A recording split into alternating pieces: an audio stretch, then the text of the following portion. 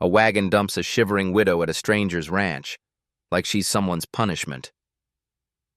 Jacob Hale didn't ask for company, especially not her. She lost her place. He lost his family. Now, snow seals them in. He offers shelter, not kindness. She offers work, not tears. But when her kin return with threats and rope, Jacob must choose, hide behind silence, or stand for mercy. What kind of man guards a stranger from her own blood?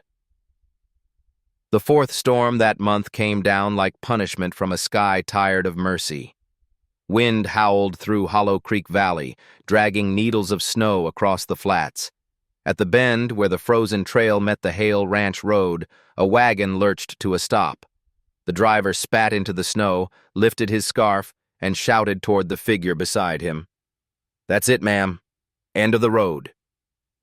The woman on the bench didn't move. She clutched a small trunk, gloved fingers white-knuckled against the worn handle. "Thought you said the town was another mile," she said, voice cracking from cold. And pride. Was. Not now, the driver muttered. Trails drifted shut. Man at this spread'll take you in till spring. That's what the note says. He pulled a folded paper from his coat and read the scrawled line one last time. Deliver Mrs. L. Avery to Hale Ranch. Payment upon completion. Do not linger. The woman swallowed, eyes narrowing. You know what they're paying you for, don't you? To get rid of me. He didn't answer. He only pointed toward the barn lantern flickering against the storm. Jacob Hale appeared from the light like a man shaped out of shadow and snow. He wore an old wool coat, unbuttoned despite the cold, and a hat pulled low enough to hide most of his face. His voice carried over the wind, steady, without welcome or cruelty. You can unhitch your team under the shed, Sam, he said. I'll see to her. Sam nodded, too quick. The widow stepped down before either man offered a hand. The snow came to her knees. She stood there, trunk beside her, hair streaked with frost, the kind of woman who'd been proud too long to know how to beg. Jacob looked her over once, then opened the barn door. You'll find the hay stall warmer than out here. There's stew on the stove if you can stand elk meat. I didn't ask for kindness, she said. Good, he replied. I haven't got much to give. He took the trunk without comment and set it inside. She followed, lips trembling but eyes stubbornly dry. Inside, the air smelled of wood smoke and leather. The widow sank near the stove, unbuttoned her coat, and stared at the small cabin corner she was clearly meant to occupy. Name's Jacob Hale, he said, ladling stew into a tin bowl. Yours?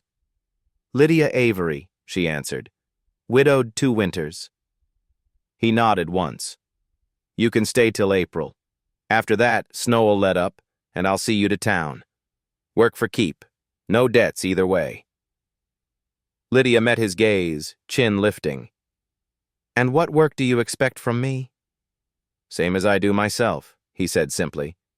Feed stock, mend gear, keep the fire alive. She hesitated, then reached for the bowl. The heat burned her fingers and she almost dropped it. Jacob caught her wrist lightly, steadying the bowl between them. For a breath, neither spoke. Hands'll thaw soon, he said. Don't push it. She nodded, eyes wet now, not from tears, but from heat and exhaustion. When the stew was gone, she curled near the stove on a bedroll he'd laid out without ceremony. He turned down the lamp and stood by the window, watching the storm swallow the tracks the wagon had left behind. Outside, Hollow Creek roared. Inside, only the stove breathed. Come morning, the wagon would be gone, the woman would still be there, and the wind would keep whispering through the boards, testing which would break first, weather or walls. What breaks first, weather or walls?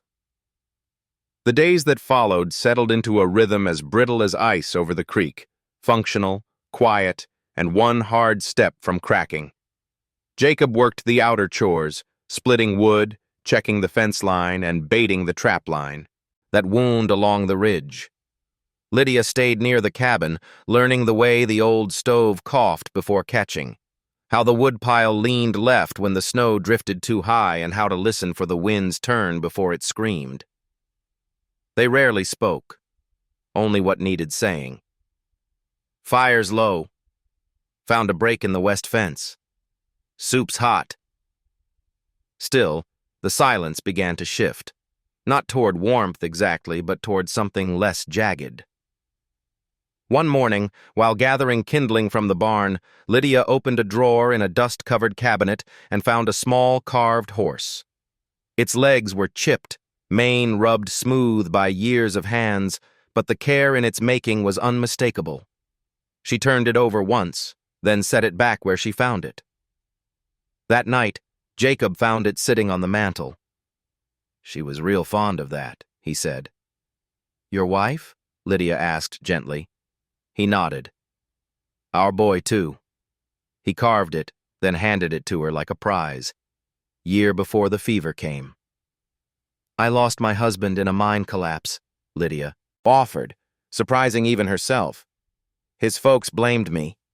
Said I gave them no child and no legacy, just funeral costs." Jacob said nothing, but the lamp between them burned a little steadier. By the third week, the blizzard broke. The sky cleared enough for Jacob to ride to Dusty Creek for supplies. He returned with flour, coffee, a bolt of cloth, and a tight jaw. "They wouldn't sell lard," he muttered, tossing his coat onto a hook. "Said you weren't properly placed, whatever that means." Lydia's mouth pressed into a thin line. "It means someone's written a letter." 2 days later, that someone arrived. A wagon pulled up with twin riders. Royce and Clay, hired cousins from the Avery family. Both wore the kind of grins that slipped easily into sneers. One held a folded note. "Message from the family," Royce said, dismounting. "They're concerned about Lydia's situation." "She's not a situation," Jacob replied, stepping between the men and the cabin door. "She's a person. With shelter." Clay gestured to the note. "They'd like her returned to supervised care. Too much risk for a lone woman in the wild." "Looks like she's managing fine," Jacob said. "Snow's melted enough. Trail's open. You can ride back and let 'em know she's not coming." Royce raised an eyebrow. "You making that decision for her?" "No," came Lydia's voice from behind him. "I am." She stepped onto the porch, coat fastened, chin high. "I'm staying through spring." That was the deal, and I honor what I shake on. The cousins exchanged a glance. Clay shrugged. "Suit yourself. But you know the family's got reach." Jacob's voice dropped to gravel. "Then they can reach through me." The cousins backed off, climbing into the wagon with a puff of insulted pride. But not before Royce turned, smiling sharp. "Weather gets mean again. You might wish you'd picked easier company." They rode out. Jacob said nothing. Lydia returned inside. But that night, he put another log on the fire, handed her a clean mug, and said, "Stay warm." She didn't smile, but she nodded. Later, she placed a fresh cloth under the toy horse on the mantel. Outside, the wind picked up again, but inside, something held. When words fail, will winter do their talking? The wind turned brittle again, but the cousins didn't return right away. Just the kind of silence that felt planned. Jacob kept his tools near and his eyes sharp. Lydia, though quieter than ever, carried herself straighter each day. She stitched 2 patch blankets, set jars to catching snowmelt, and began planting herbs in boxes by the window. One morning, while hauling feed to the barn, Jacob paused. The ground under the cousins' old wagon ruts had frozen solid, deep and hard-packed. He bent down, ran a calloused hand over a chunk of ice where boot prints stopped short. No manure stains, no water buckets, just drop-off, turnaround, and out. Didn't plan to stay long, he muttered. Just meant to scare. Later, while mending a fence rail along the north ridge, Jacob paused at a wooden marker sunk beneath frost, an old corner post from when the land was still county gridded. He brushed away snow. The date carved faint beneath the moss read 1872. That predated the Avery's land claim by 3 years. Back at the cabin, he laid out a crude map on the table and pressed his finger to the marker's spot. Your late husband worked for the Pryor ranchers? Lydia looked up from folding cloth. Yes. Before he married me, he helped rebuild the lower pasture fence line after the first fire. Why? Jacob didn't answer directly. He rose and retrieved something from a high shelf in the cabinet. A tin paperweight shaped like a star, edges dulled from years of wear. He set it on the table with finality. What's that for? Lydia asked quietly. Just a reminder, he said. Law's more than badges or gossip. He opened the drawer beneath it and pulled out a worn ledger. Started keeping record of boundary work when I took this place. Thought it might matter someday. Lydia hesitated, then reached into her keepsake bag and drew out a small woven pouch. Inside was a smooth cedar token, etched with a simple shape, half sun above a fence rail. My husband carved this. Said it was the family's old work mark. Said it counted for something. Jacob nodded once. It still might. That evening after supper, Jacob set a box of shells and a clean rag on the table. Ever fire a rifle? Lydia blinked, surprised. No. You'll learn, just in case. They walked to the edge of the clearing where the snow softened to crunch. He set up a tin can on a stump and handed her the Winchester. Hold it close, not stiff. Don't fight the weight, use it. She exhaled, braced, and missed. Second shot grazed the stump.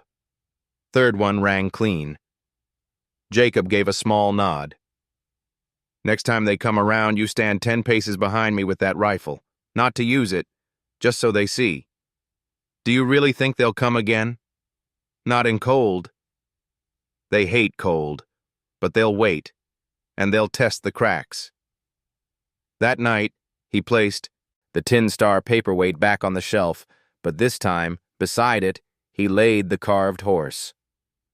Lydia looked at the pair of objects, childhood and law, memory and resolve, and something in her posture eased. They didn't say good night. They didn't have to. Outside, the moon shone silver over the frost. Inside, Jacob scratched another boundary note in the ledger, steady hand, even lines. Tomorrow, they'd patch the south wall, and wait for the shadows to flinch first. If light is the weapon, where to shine it first. The sun broke late over Dusty Creek, spilling pale gold across the snow-packed road leading to the church. Jacob tied his coat tight, then offered Lydia his arm. She hesitated. He didn't push. A beat later, she slipped her hand through and stepped into the morning beside him. Inside the church, the heat from the old stove didn't quite chase the chill. Pine benches creaked as folks filed in, faces turned, then quickly turned back. The hymn book thudded closed. Pastor Leach gave a strained smile as they took seats near the rear. Lydia folded her hands in her lap, her posture upright, steady. Jacob rested his hat on his knee. Midway through the service, the preacher read from the Gospel of John, "Let he who is without sin cast the first stone." The words floated, then fell like axes. From the second row, Vernon Avery stood. He was tall, well-fed, with a dark wool coat stretched across his belly and a voice that poured like molasses over rusted nails. "I have no quarrel with charity," he said, loud enough for the rafters.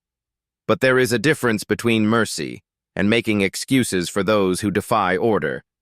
My brother's widow was placed under supervision for a reason." Lydia didn't flinch. Jacob didn't move. Let's not let sympathy cloud what's plain, Vernon continued. Some folks attract misfortune. Some make it. Pastor Leach cleared his throat. Brother Avery, the sermon this morning is about grace and order, Vernon cut in. A town can't function if its good names are trampled by squatters and outcasts. Gasps rippled. Some shook their heads. Others shifted uncomfortably. Jacob stood slowly. We come here to hear truth, he said, not to peddle grudges dressed up in God's words. Vernon scoffed. And who are you to judge what's truth, Mr. Hale? A man who buries his past and picks up strays? Jacob met his eye. A man who minds his land and keeps his word. Before more could be said, the pastor raised his palm. We are not a court. We are a church. If any of you have legal grievance, bring it to the sheriff. All eyes turned to the back wall, where Sheriff Danner leaned against the post, arms folded. He tipped his hat back just enough to speak. So far, I ain't seen a law broke. But I've seen plenty of folks forget how to be neighbors. That silenced the room. Outside, folks filed into the yard. Frost clung to wagon wheels and boot soles. Vernon made one last show of stomping toward Jacob and Lydia as they stepped down the church steps. A hand brushed Jacob's shoulder with intent. Jacob turned, calm. You don't want that fight, Mr. Avery. Vernon's jaw twitched. He backed off with a sneer. The storm's coming, Hale. You'll see who stands when it's through. As he stormed off, one of the younger Averys, Caleb, the lanky cousin, let his shoulder hit Jacob hard enough to jostle. Jacob kept his feet. Didn't raise a hand. Lydia touched his sleeve. You're bleeding. He looked down. A button had torn loose. A shallow scratch ran along his forearm. Just a scrape, he muttered, brushing it off. Sheriff Danner stepped close, voice low. That shove crosses a line. They pull another stunt. I'll have 'em behind bars till they cool off. Jacob nodded. I'd rather it didn't come to that. Sometimes it ain't up to you, the sheriff replied. That evening, back at the cabin, Lydia lit the lamp. Jacob sat at the table, fingering the tin star paperweight. She brought him a clean shirt, then said softly, You didn't raise your voice. You didn't raise your hand. He looked at her, tired, but calm. Sometimes, standing still says plenty. Will warning turn to warrant, or to peace.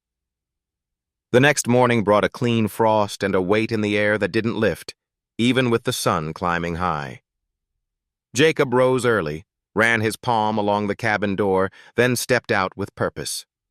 Lydia stood behind the curtain, watching him pull his coat snug, tuck a folder under his arm, and head toward town. He didn't say much before he left, only, best to settle things straight. At the sheriff's office, Jacob handed over a folded document, signed, dated, witnessed. Sheriff Danner read it slow, eyes narrowing with every line. No legal claim over her, Jacob said plainly. No marriage, no guardianship. She's a free woman, living of her own accord. Danner scratched his jaw. Posting it public? That's the point. By noon, the paper hung tacked to the church's front door, clear black ink on good white parchment. Jacob Hale attests, the widow Lydia May Avery is not beholden to any man, debt, or duty. She resides on his land by free choice. Any attempt to claim otherwise is slander and harassment. Folks passing for errands paused to read it. Some turned away, muttering. Others stood longer. Jacob walked down Main Street after, buying seed, nails, and lamp oil. Paid cash, no credit, no favors. He tipped his hat once and said nothing more.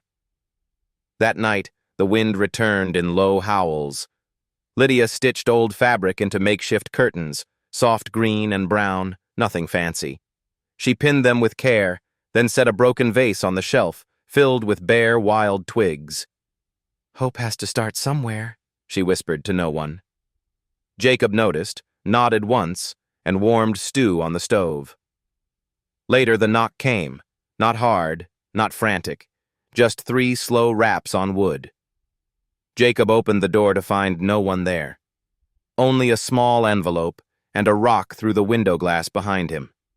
He turned fast, but saw only silhouettes vanishing into the pines. The wind howled louder now, rattling, every board. He picked up the note, unfolded it by lamplight. Just one line, scrawled in rushed pencil. "April won't come for you."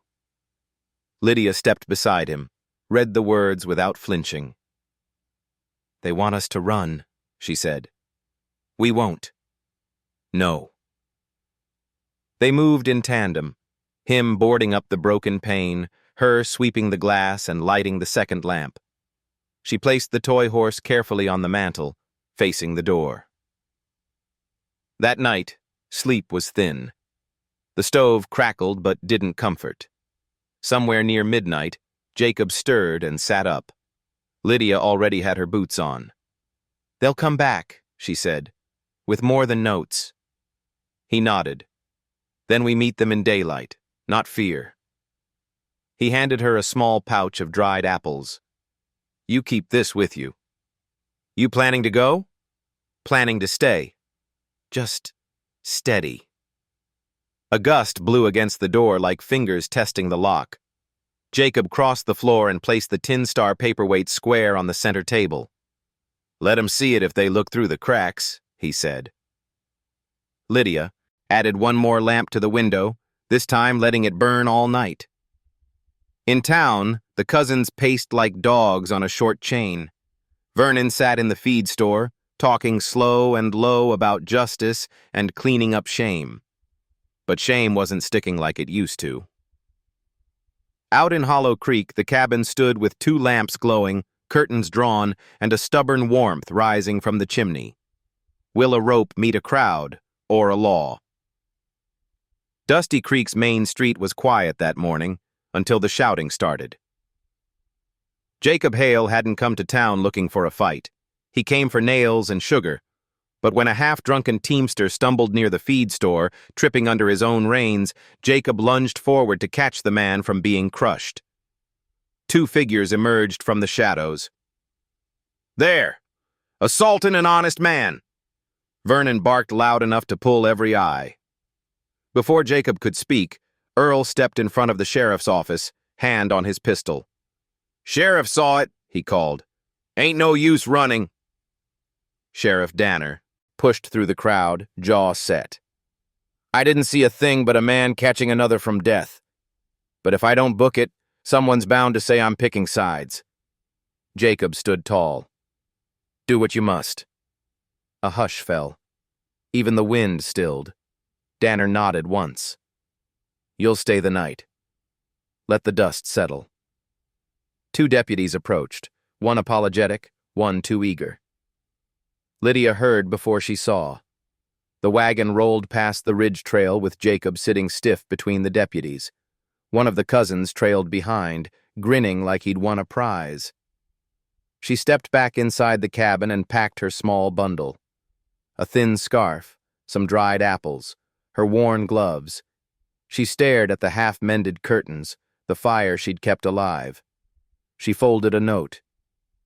"You don't need my trouble. I understand." Then she paused. Her hand brushed the toy horse on the mantel. It hadn't moved. Neither had the tin star on the table, nor the fresh ash beneath the stove, nor the seed sack Jacob had laid out for spring. She unpacked. The scarf went back on the peg, the apples into the jar, the gloves folded clean. Then she lifted the lamp and set it in the window, bright as a lighthouse through the deep cold. Back in town, Jacob sat in the holding cell, elbows on knees. The cot was hard, the air metallic. Sheriff Danner returned after sundown, quiet as the grave. I talked with the pastor, and with the boy who saw the whole thing. Trouble is, folks ain't scared of truth. They're scared of being seen standing next to it. Jacob looked up. What happens now? I let you out come morning, but if the cousins press, there may be another show. Jacob leaned back. They're counting on me to quit. You won't, Danner said. It wasn't a question. Jacob reached into his pocket and pulled out a small, smoothed-out piece of wood, a carving of a ridge line worn from years of touch. He offered it to Danner. What's this? Gift from my boy. Reminds me why I don't back down.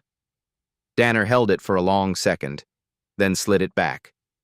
Good reminder. Sleep if you can. Jacob lay on the cot, eyes tracing the cracks in the ceiling until the dark had no corners left.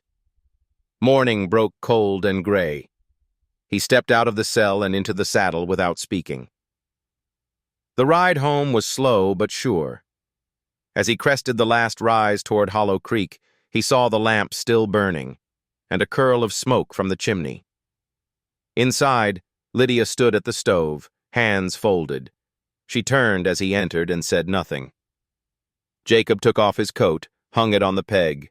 Then he nodded at the lamp. You kept the light on. Her voice was steady.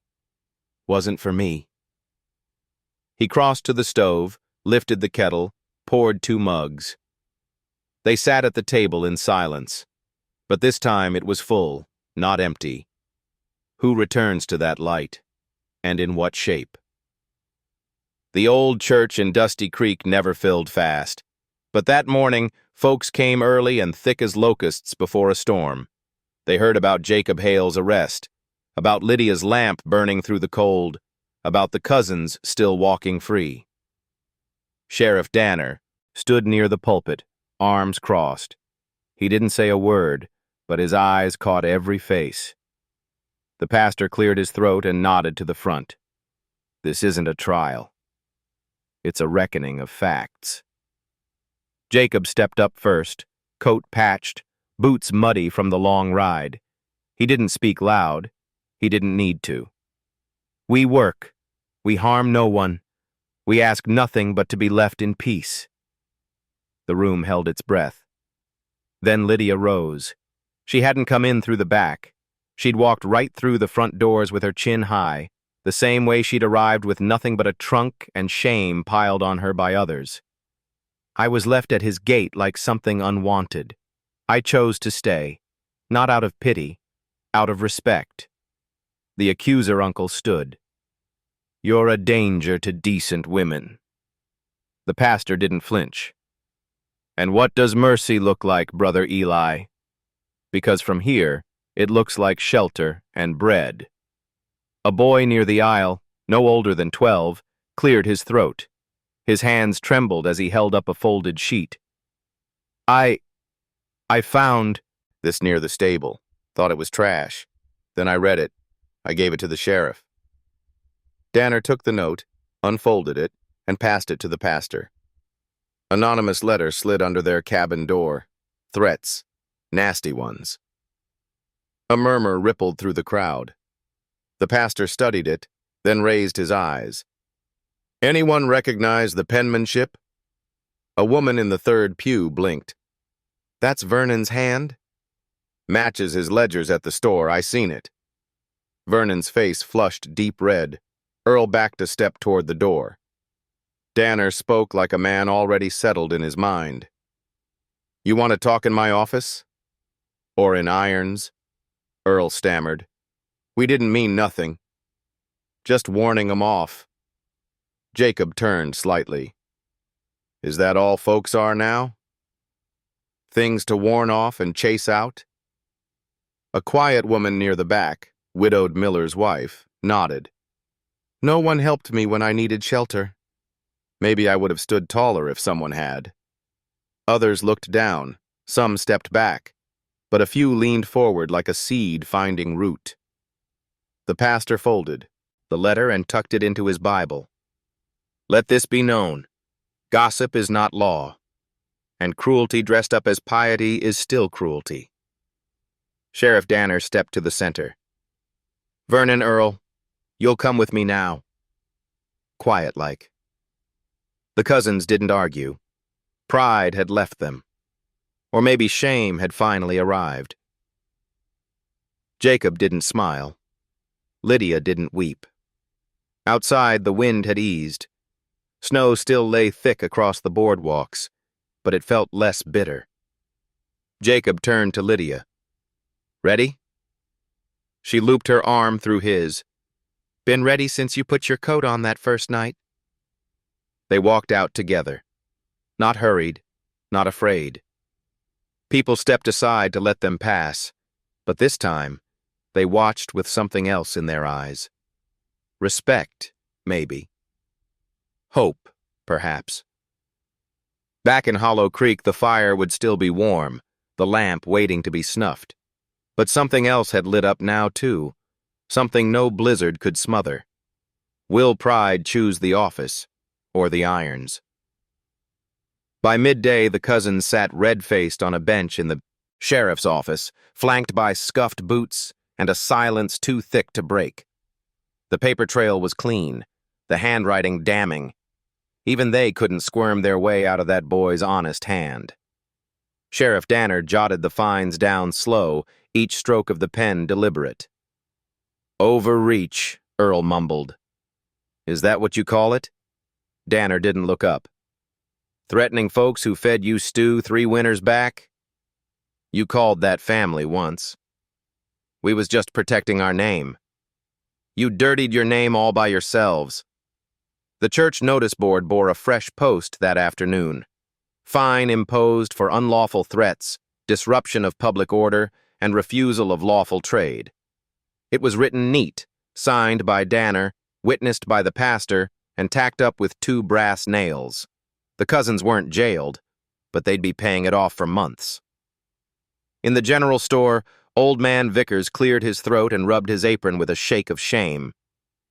Miss Lydia, if you still need flour, the good sack's behind the counter. No charge today. Lydia hesitated, then gave him a nod. Not forgiveness, but maybe a start. Word spread faster than ice on a pump handle. Some folks muttered. Some left quietly after service the next week, not eager to be on the wrong side of the next town reckoning.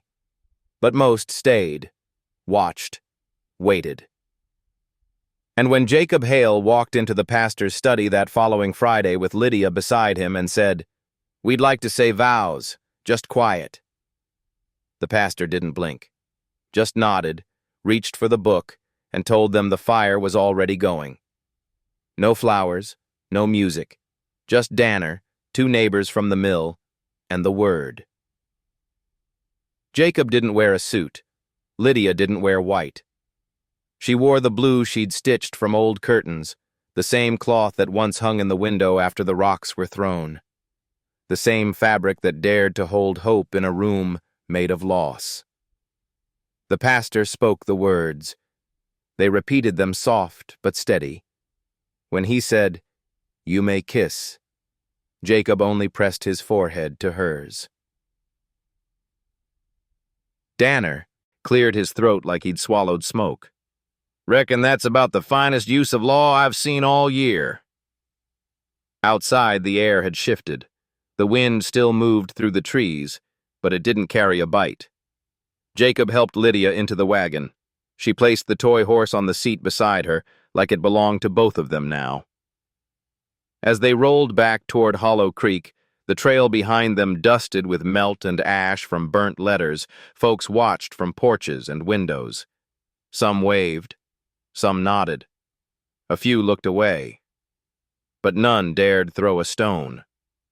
Back at the cabin, the fire still glowed. A loaf of fresh bread waited under a cloth. The bed had been made with new ticking, stitched by Lydia's own hand. On the mantel, beside a coil of rope and the tin star paperweight, sat a wildflower in a jar. Just one, but alive. Jacob eased onto the bench, unbuckled his boots. "Well," Lydia sat beside him, her hand brushing his. "Feels strange, but good." "Strange is honest," Jacob said. "I'll take honest over. Easy any day." They didn't toast, didn't dance, but they sat side by side and watched the fire burn steady. Outside, winter still lingered. Inside, something else had begun. What new sound is waiting at the hearth? The snow broke at last. One morning in late March, the trees dripped with melt, and the soil underfoot gave just enough to leave a print. Hollow Creek whispered with runoff. The sky was no longer steel, but pale pewter, and light touched the cabin roof with promise. Jacob stood at the fence line, sleeves rolled, hammer in hand, replacing a cracked rail. Lydia brought him water, her coat unbuttoned for the first time in weeks. Her cheeks were wind-blown pink, her steps lighter. The silence between them was no longer burdened. It carried ease. Inside, the wooden horse still sat on the mantel, now flanked by a few dried sprigs of wild sage and one smooth stone she'd carried back from town. A shelf held her stitching, his ledger, and a Bible worn to softness. They didn't speak often about what had happened, the cousins, the fines, the things thrown and said. But they planted seed as if to say, "We stayed," and that was enough. One soft afternoon, Lydia paused while laying kindling. She straightened, looked at Jacob across the cabin, and said, almost in a whisper, "I need to tell you something." Jacob turned from the window, dusting his hands. "All right." She crossed the room slow, set a hand on the back of a chair. "There's something new. Something starting." His eyes searched hers, not in doubt but quiet hope. "You sick?" She smiled then, shy, scared, blooming. "No, but come springtime, I won't be alone in my body." Jacob blinked once. "You mean?" "I mean, it's ours. I mean you built more than a roof, Jacob Hale." For a long moment he didn't move, his breath caught, not like a gasp, but like something sacred had landed in his chest. Then he stepped forward, gently set both hands at her waist, and rested his forehead to hers. "You sure it's not just hope?" he asked, voice hoarse. "It is hope," she said, "but this time, it's got a heartbeat." Outside, the thawing breeze stirred the hanging wash. A pine squirrel chattered near the eaves. Jacob closed his eyes and nodded once, as if agreeing with some old part of himself that had long gone quiet. "They tried to make you a punishment," he said, barely more than a whisper. "But you became my treasure." Lydia smiled through the wet in her eyes. "We built this, pardner. That's our luck." That night they lit a lamp in the window, not out of fear, but to guide any traveler who might need shelter. She stitched tiny blankets in soft blues and warm browns. He carved a second wooden horse, smaller, with gentler lines. The ridge would green up in weeks. The store no longer hesitated when she asked for thread or he bought nails. The pastor dropped by with seeds and warm greetings. Sheriff Danner rode past now and then with a nod, a tip of the hat, and eyes that had seen the worst, and still chose faith. Some townsfolk turned, cold, but most softened. Because something steady had been proven here, that a home could be made from two souls no one expected much of, so long as mercy and will were stronger than shame and wind. Spring sang in the wind chimes she'd hung from a branch. Jacob leaned on the porch rail, hand wrapped around a mug. Behind him, her laughter rolled low and real. The old world had tried to exile her, but she didn't just survive, she belonged. If you believe second chances are something earned, not handed down, saddle up for the next story.